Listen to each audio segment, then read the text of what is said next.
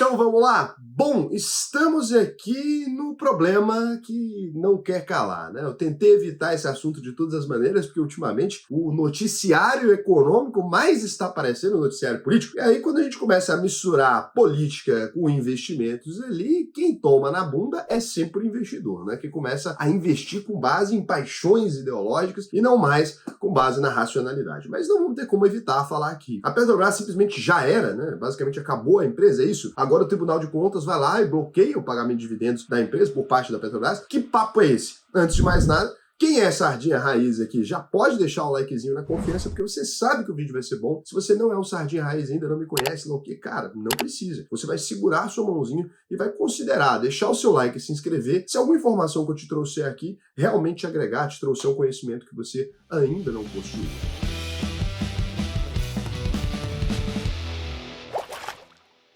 A primeira coisa que a gente precisa pensar, e aqui eu quero que vocês pensem sobre isso com carinho, é que a Petrobras, ela é uma empresa, né? Ela é uma empresa ali, e que foi criada com um motivo específico lá pelo Getúlio Vargas, beleza, vamos garantir a soberania nacional aqui do petróleo, papapá, petróleo é um setor estratégico e é para o mundo todo, então por isso a gente vai ter uma estatal do petróleo, boa parte das empresas de petróleo do planeta são estatais. Então, Getúlio Vargas criou essa empresa desse jeito. Futuramente rolou o IPO da empresa, outros presidentes já consideraram que o mercado poderia participar daquilo. E aqui vem uma informação que eu acho que ela é muito importante, independente da sua posição política ou não. Em 2010, o presidente do Brasil era Luiz Inácio Lula da Silva. Isso cara aqui que é muito específico na história do nosso país, que agora vai ser o nosso próximo presidente também. Nessa época, Luiz Inácio Lula da Silva, então presidente da República, ele faz um anúncio de que a Petrobras vai fazer uma oferta pública de ações. Talvez você não esteja acostumado com esse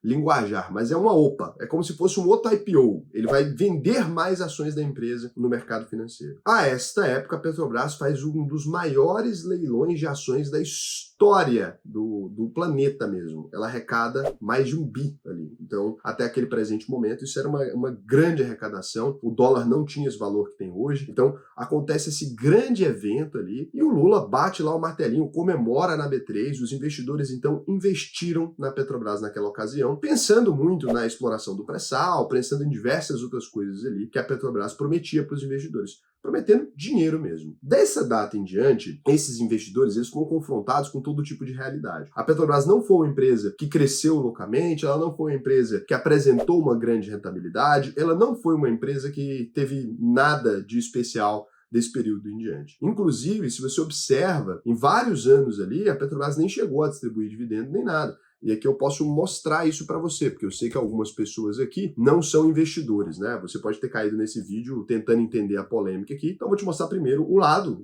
dos investidores ali. E depois a gente pode sim conversar sobre a Petrobras estar distribuindo dividendos demais ou não, tá? Também posso analisar esse ponto ali com vocês, e sem problema nenhum. Então aqui nos números dela, hoje a gente encontra esse número aqui, né? 59,78% dividend yield. Esse número é sim assustador para qualquer empresa no mercado financeiro. É como se você investisse 100 mil em uma empresa e no mesmo ano você recebesse 59 mil só em dividendos, não. Então é muito sim esse dividend yield, mas aqui a gente pode ir lá embaixo, aqui, histórico de dividendos da Petrobras, porque hoje se diz que a Petrobras está pagando muitos dividendos, mas aqui talvez valha a pena a gente consultar o passado, que é sempre uma boa forma da gente entender. Então o investidor que entrou lá nessa história de 2010 dele, em 2014 ele recebeu 10,03% de dividend yield, em 2015 nada, 2016 nada, 2017 nada, 2018 0,88%, 2019 2,19%, 2020 0%, em 2021 19,92% e atualmente esse dividend yield assustador de 59,78%. Então,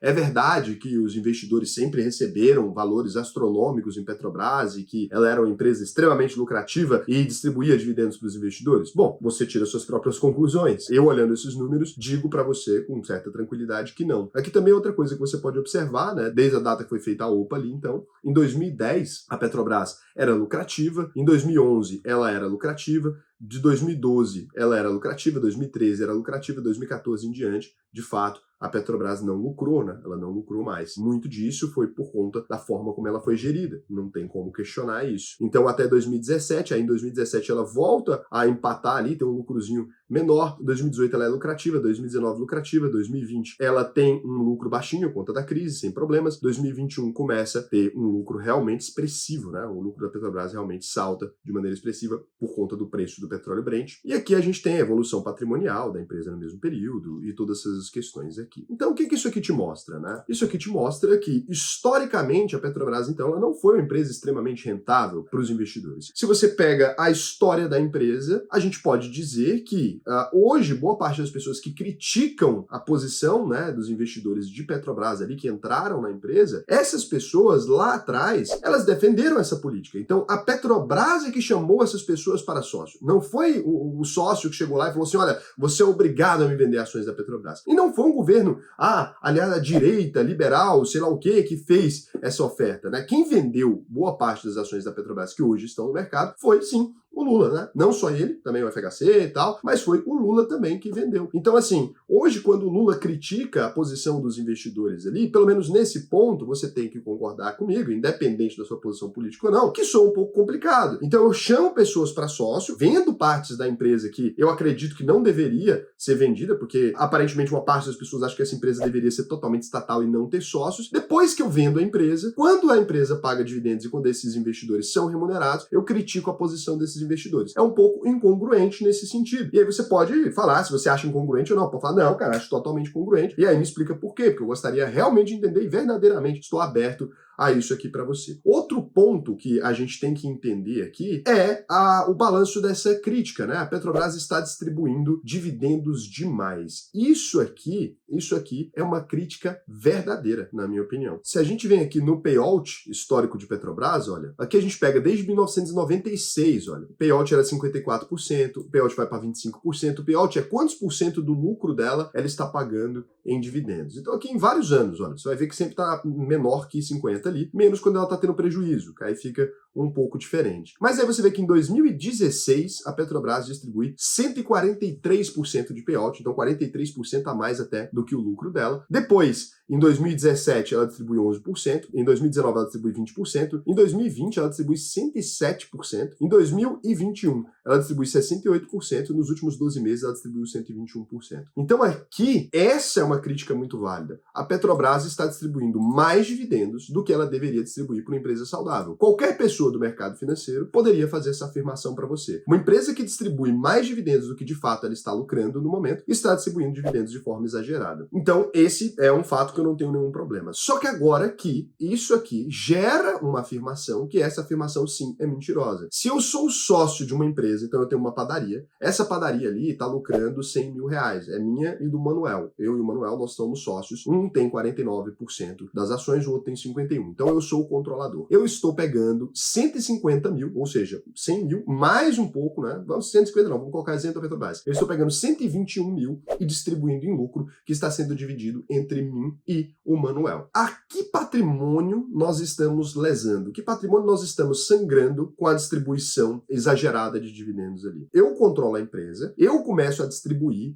mais do que deveria em dividendos ali para bancar os meus gastos. Estou gastando demais na minha família, na minha casa e tal, e eu vou lá e começo a distribuir mais dividendos do que deveria. Eu estou beneficiando o Manuel, lesando o patrimônio dele, porque se essa empresa é dele também, 49% daquela empresa é dele, e ela vai se dar mal, talvez por não estar fazendo investimentos em pesquisa, por não estar pagando uma parte da dívida que ela poderia pagar para distribuir lucro dessa maneira, essa posição é inteligente, né? Essa posição beneficia o Manuel ou me beneficia? Porque se eu estou tomando a decisão e eu tenho o poder de caneta na mão, a quem essa decisão beneficia? Então a decisão que está sendo tomada de distribuir dividendos da Petrobras de forma exagerada é por parte do controlador. O controlador este que é o Estado, tá? Então o Estado controla a Petrobras, porque quem é sócio da Petrobras é sócio do Estado. O investidor minoritário, ele vai ali simplesmente receber aquele dividendo. Mas ele não tem como modificar essa posição aqui. Então, quando se critica os investidores, né, quando a gente vê tweet de um monte de gente que é relacionada ao governo, etc., parece que eles não compreendem essa questão ou que estão querendo limpar a mão do que vão fazer no futuro, porque não faz sentido nenhum responsabilizar o investidor pela gestão da empresa estatal. O investidor não tem nada que ele possa fazer. Se tem alguém que é vítima, nesse caso, é o investidor, porque ele não controla o poder da caneta e ele não pode escolher o que vai ser feito com o dinheiro. Como que eu, que não posso escolher o que vai ser feito com o dinheiro, posso ter culpa? Então a gente fica falando,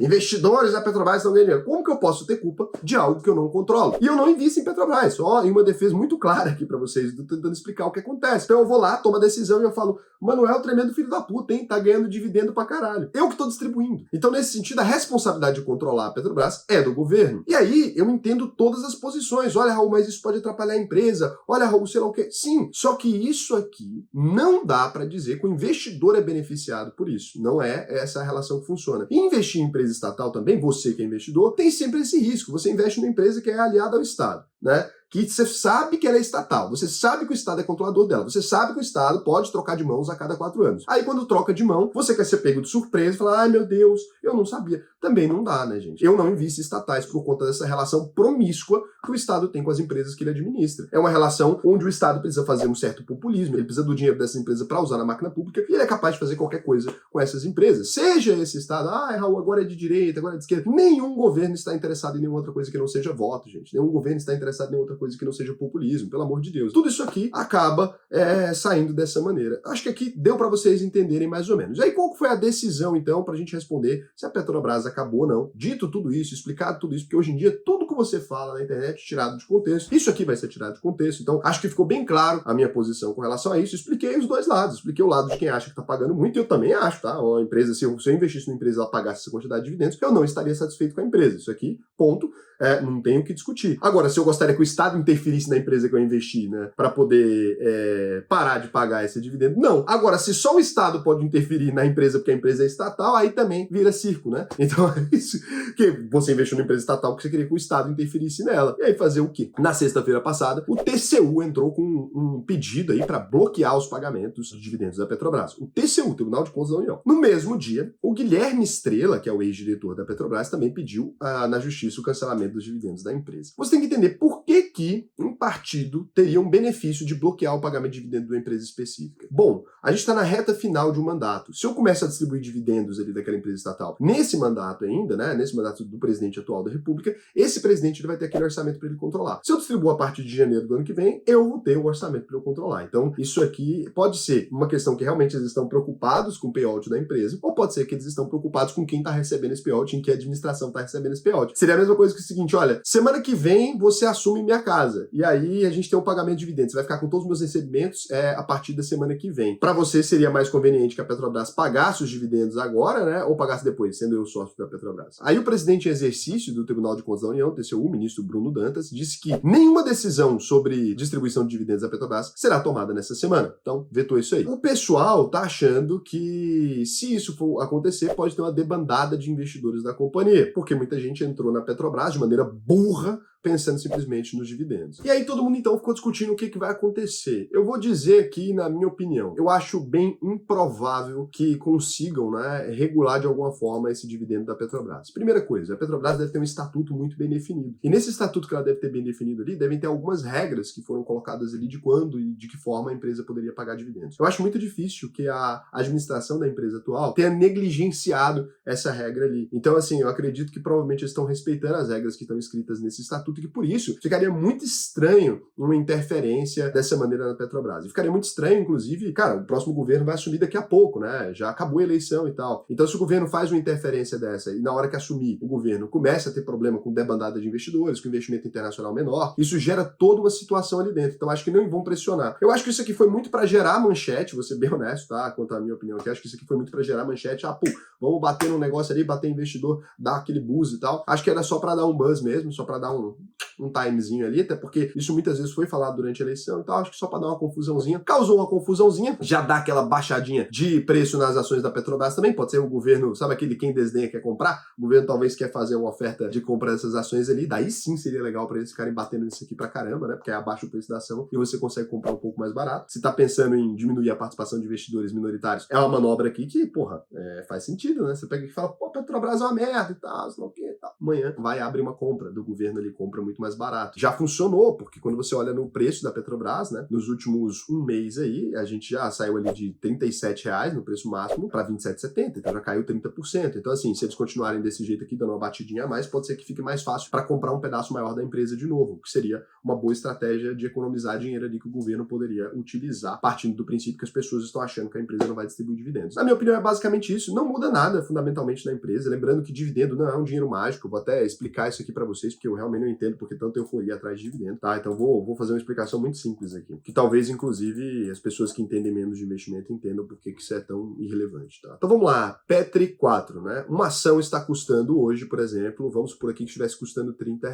Ela anuncia que vai distribuir R$ 4 em dividendos. Fala, caramba, que dividendão. No dia que ela distribuiu o dividendo, então no dia de distribuir o dividendo, a empresa, que era cotada a R$ 30, vai perder R$ 4 na cotação dela. Então, essa empresa lá que estava cotada a R$ 30 vai passar a estar cotada a R$ 26. R$ 26 naquele momento, tá?